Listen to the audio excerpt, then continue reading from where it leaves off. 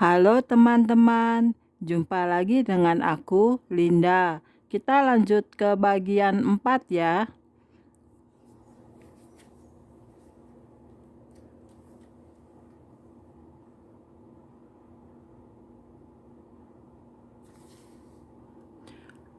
Oke, mari kita mulai.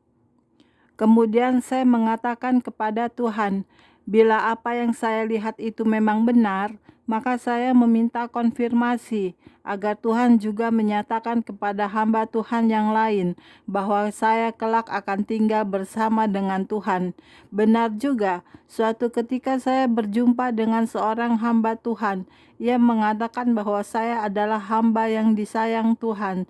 Ia mengatakan bahwa saya kelak akan tinggal bersama dengan Tuhan. Penglihatan itu diberikan kepada hamba itu, diberi kesempatan mengunjungi sorga, dan di sana ia melihat saya tinggal bersama Yesus di istananya. Kemudian saya bertanya, mengapa Tuhan memilih orang seperti saya yang modelnya seperti ini? Kamu tahu, memang tidak ada yang baik di dalam dirimu. Kamu tidak lebih dari seekor anjing. Kenajisan dan kekotoranmu luar biasa, tetapi hanya ada satu yang baik di dalam dirimu. Kamu setia seperti seekor anjing. Itulah kelebihanmu. Kamu setia terhadap aku. Itulah sebabnya aku sayang padamu. Aku ambil kamu karena kamu setia. Setiap Anda mempunyai kelebihan sendiri-sendiri. Tidak perlu khawatir. Tuhan akan memakai kelebihan Anda untuk rencananya supaya kemuliaannya dinyatakan dalam hidup Anda dan saya. Anda dan saya adalah bagian dari tubuh Kristus. Anda dapat memuliakan nama Tuhan karena Anda menggenapkan rencana Allah. Tidak perlu takut karena nama Anda sudah tercantum di dalam kerajaan sorga.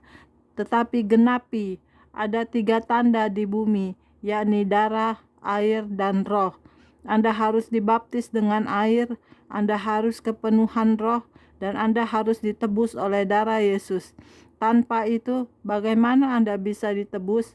Yaitu dengan bertobat. Tanpa pertobatan tidaklah mungkin. Sebab jika dulunya nama Anda belum tercantum, kini sudah tercantum. Jika Anda belum sempat bertobat, akan ada perhitungan sendiri kelak.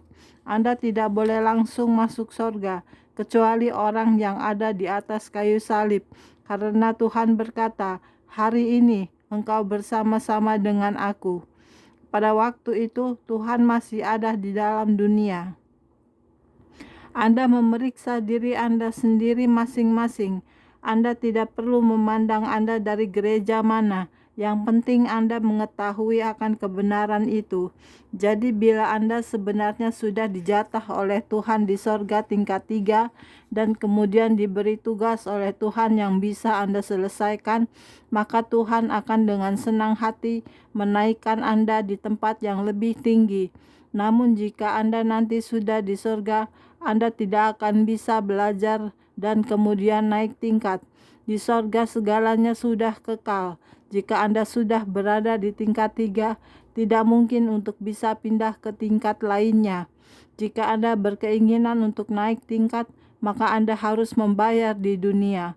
Maka dari itu, Anda harus berlomba untuk mencapai kedudukan di sorga. Anda tidaklah rugi menjadi orang Kristen, sebab apa yang dituliskan di dalam Alkitab adalah benar dan tentu terjadi. Saya sudah menyaksikannya sendiri, dan Tuhan sudah mengatakan sendiri kepada saya untuk memberitahukan apa yang sudah saya alami, bisa pula dialami oleh orang lain, supaya apa yang sudah dinubuatkan oleh Nabi Yoel, orang-orang tua akan bermimpi dan anak-anak muda akan mendapat penglihatan.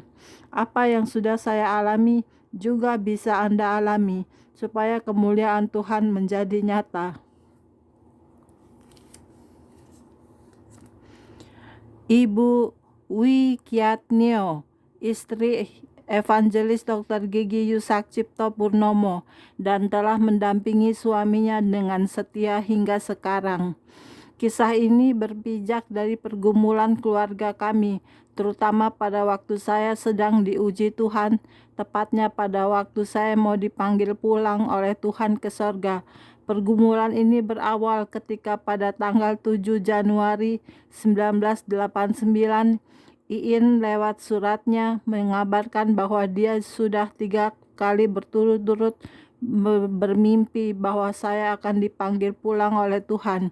Secara berurutan dalam mimpi itu, Iin melihat bahwa saya sakit parah.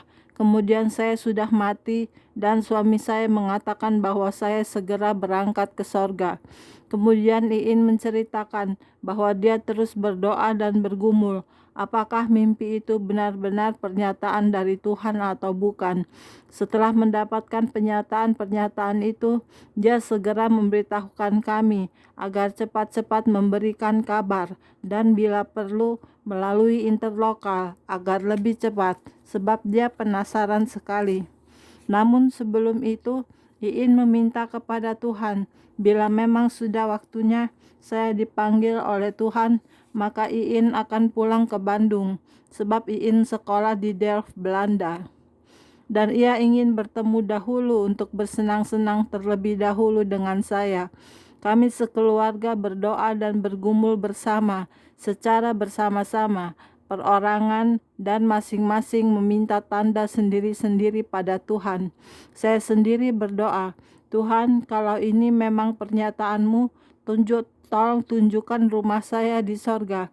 Dan malam itu saya bermimpi, melihat sebuah rumah yang kosong belum berpenghuni, tidak begitu besar, tetapi memiliki pekarangan luas sekali dengan banyak tanaman bunga-bunga. Namun bunga-bunga itu masih pada kuncup. Juga terdapat pepohonan buah-buahan. Tempat duduk di taman itu terbuat dari batu marmer hitam mengkilap. Jalannya juga dari marmer. Saya menyangka itu rumah orang kaya di sorga. Kebun rumah itu begitu luas, teratur, bahkan bersih dan sangat indah. Misalnya ada sebuah pohon mangga yang di bawahnya dikitari tanaman bunga aneka warna. Demikian tanaman lain berderetan rapi menurut jenisnya dan dalam keadaan segar. Tidak ada daun yang kering. Memang saya mengidam-idamkan memiliki kebun besar seperti itu. Saya waktu mimpi itu tidak menyadari bahwa kelak kebun itu adalah rumah saya. Ketika saya ingin melihat keadaan rumah itu dari dekat, ternyata ada tetangga yang memakai baju jubah putih, melambaikan tangan dan memberikan senyuman ramah sekali. Saya masuk rumah itu dari pintu dapur dan perabotannya belum begitu penuh, agak kosong. Setelah itu saya terbangun dari mimpi saya. Karena masing-masing sudah mendapatkan pernyataan sendiri-sendiri, maka saya merayakan hari ulang tahun saya sekaligus perpisahan pada tanggal 18 Februari 1989. Iin kami undang untuk pulang. Saudara-saudara kandung dan saudara-saudara seiman kami juga kami undang juga. Pak Yusak berkhotbah sendiri dan ia menguraikan segala pernyataan-pernyataan dan pergumulan keluarga kami. Ia membawakan firman dari Kejadian 22 mengenai kepercayaan Abraham yang diuji oleh Tuhan. Kami sekeluarga menyanyi sambil diiringi anak-anak sendiri. Pada tanggal 20 Maret sampai 18 April 1989, kami diundang untuk melayani di Sydney, Australia. Pak Yusak melayani di RC Keluarga Bahagia, sedang saya melayani kaum ibu dan Daniel Alexander melayani kaum muda. Pada hari terakhir tinggal kesaksian, saya sudah tidak kuat lagi. Pagi-pagi jam 6, saya minta dipulangkan ke rumah adik. Kepala saya terasa pusing sekali, seperti banyak jarum yang menusuk. Keadaan udara di daerah RC pegunungan sangat dingin karena kebetulan sudah musim dingin. Maka di rumah dipasang mesin penghangat. Waktu itu pembuluh darah saya sudah mulai pecah.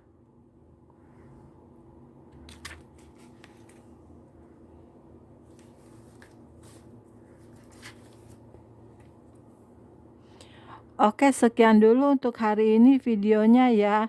Kita lanjut ke video berikutnya. Jangan lupa subscribe ya. Terima kasih. Tuhan berkati kita semua. Amin. Bye-bye.